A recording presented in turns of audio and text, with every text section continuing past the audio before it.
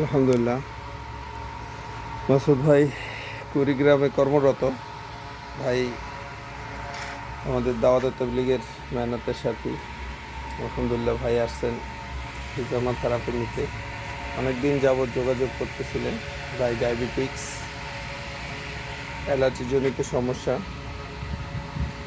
এবং সারা শরীরে ব্যথা, এই জন্য হিজামা নিয়েছেন। তো আমরা 1:55 থেকে শুরু করলাম ওনাকে ট্রিটমেন্ট দেওয়া, হিজামা থেরাপি।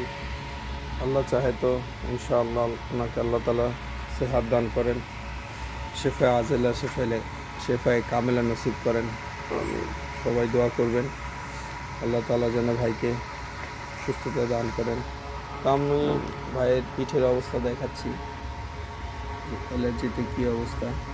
ভাই নিজে বললেন ভিডিও করতে, এই জন্য ভাইয়ের নাম বলা।